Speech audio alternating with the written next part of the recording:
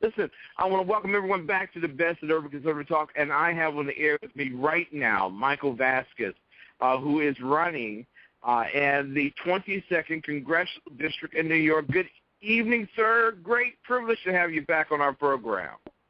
Hello, Ken. It's good to be back. Can you hear me there? I can hear you, sir. Not a technical difficulty. You are live and broadcasting around the world. Glad to have you here tonight. Listen, there is a lot of talk about you, Ms. Vasquez, and can you tell us why all of a sudden you're getting so much attention out of that 22nd Congressional District? That's because I'm talking about the one thing that a lot of people don't want to have talked about, the power of the people, making Congress accountable again.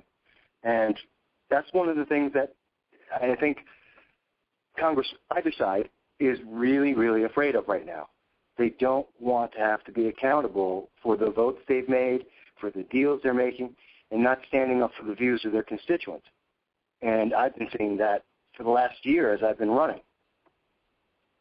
Now, you've been on pretty much on target with the pulse of the American voter, at least for as long as I've known you, where you were highly vocal about the administration and at the same time equally vocal about the, I won't say lazy, and I would probably say contentious battle between those who are principled in the halls of Congress versus those who are compromised in the halls of Congress. And Richard Hanna is your opponent in this particular primary race. I believe the race is set for June, the primary.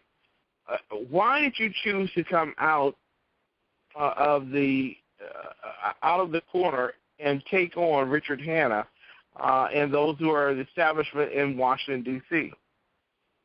You know, well, let me start with first how I got here to this point, because I never wanted to be a politician. I honestly don't want to be a politician now. I was very happy being a political commentator, which I've done for 7 years.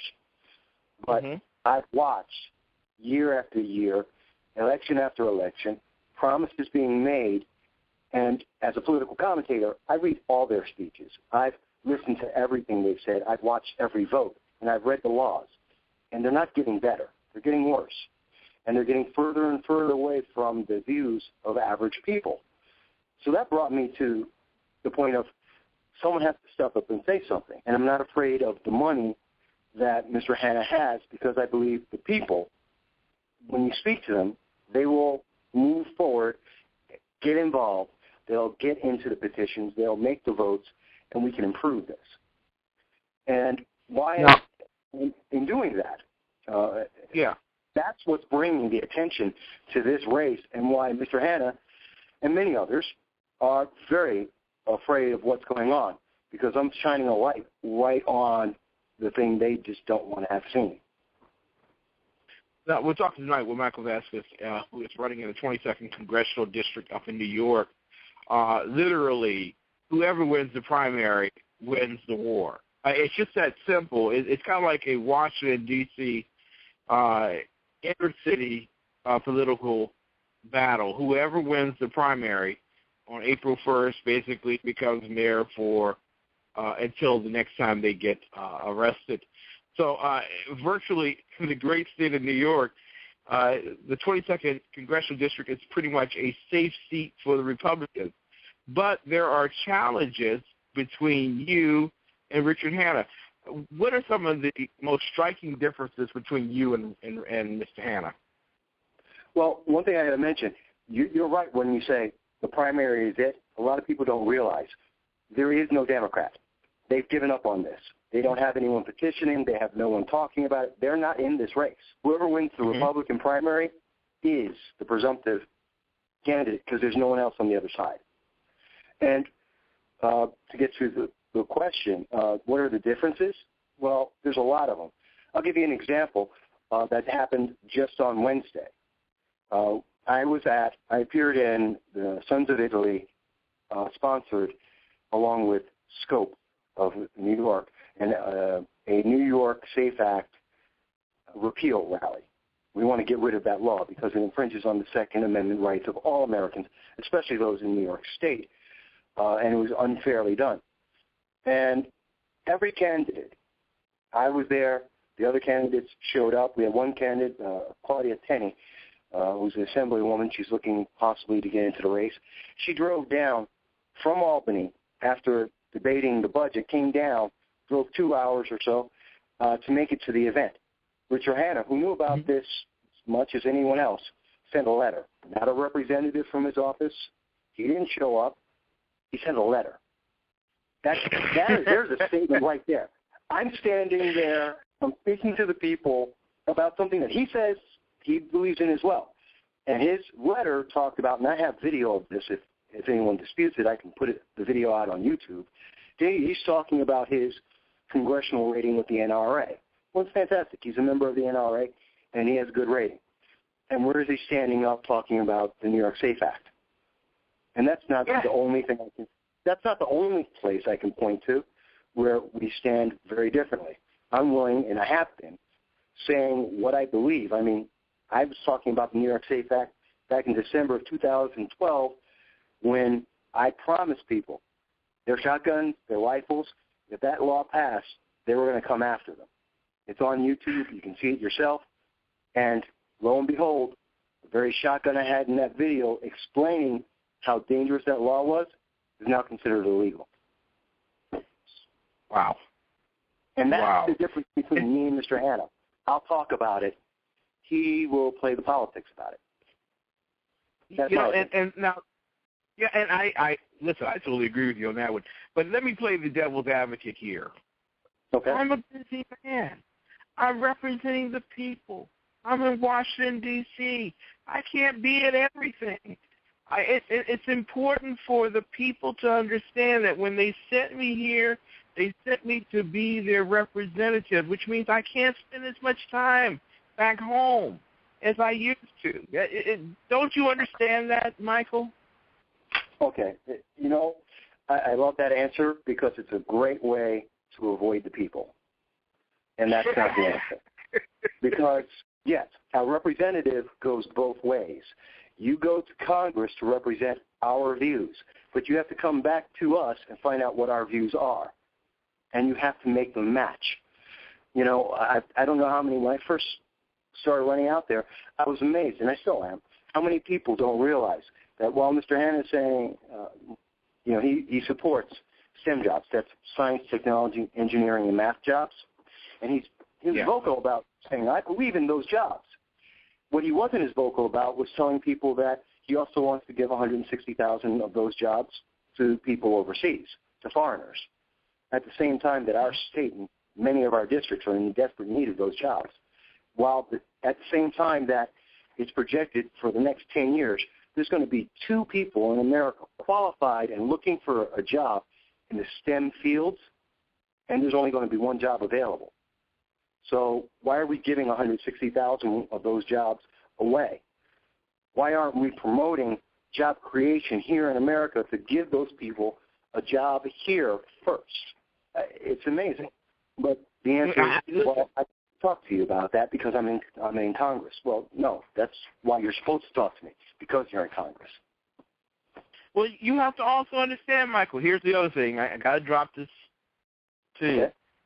Listen, we only make up 1/3 of 1/6 of 1/8 of the quarter of the House of Representatives. I mean, that's the only thing that we have right now. And so we don't have the power to really impact American business and the economy. Boy, if we just had the Senate, you just see how powerful I am. Does that settle well with the people in the 22nd District? You know, that's also a great answer, and it's a great dodge for what we can do. Because, yes, we don't control the presidency, we don't control the Senate right now as Republicans and as conservatives.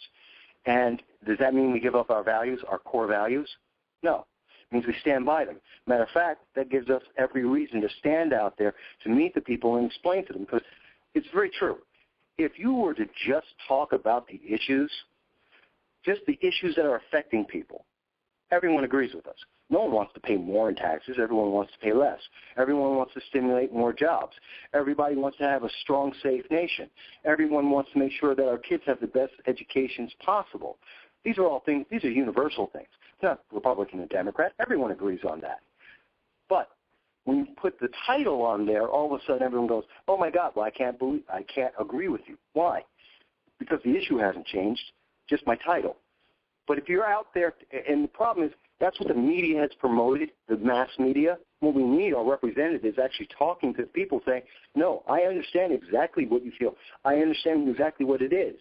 I know some of our representatives, they're multimillionaires, and God bless them, they've been successful, but they're also a little bit separated from Joe Average, who's out here working a 9-to-5 job, just like I do. I've been campaigning for a year. I work a 9-to-5 job every day, just like everybody else, and I campaign every day. And I can tell you, I understand exactly what it's like to have to make a mortgage, pay the bills, work the job, and then go out and do another job for, full time and a half as well.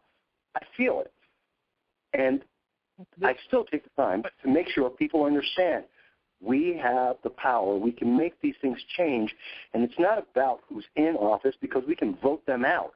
Matter of fact, if we even tried to vote them out, they would jump through hoops to make sure we get some of these laws passed that we want to see. They're missing the job.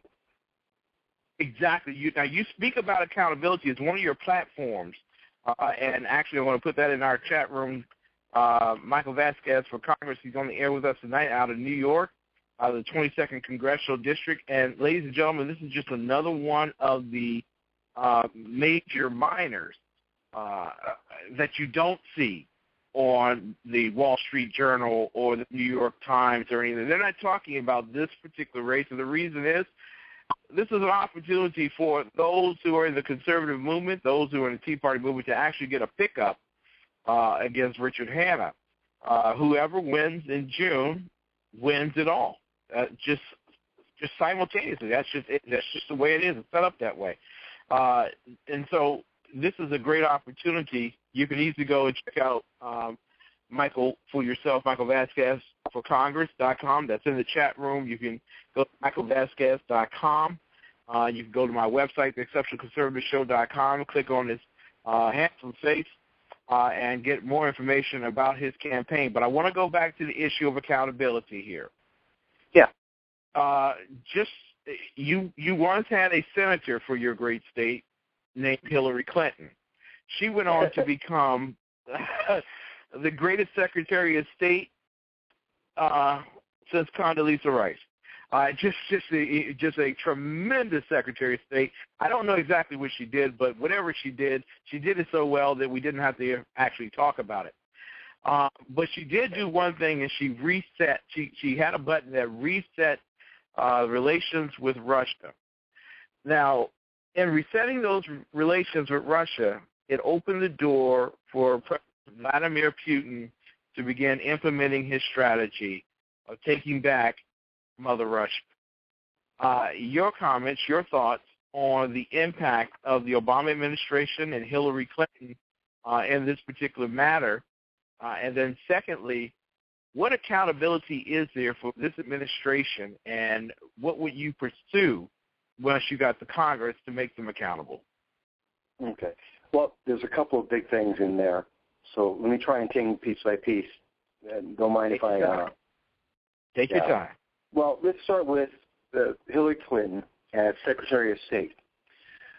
I can't say she did a bad job. Then again, I can't say she did a good job because I didn't see the job she did. And if someone could point that out to me, I'd be happy to, comment on it afterwards. She didn't speak on the Sunday shows. She didn't come out and make statements. All of her undersecretaries were seen constantly. She was nowhere to be found. And that's just the honest truth. Look at the record. She wasn't around. She never made comments about anything going on.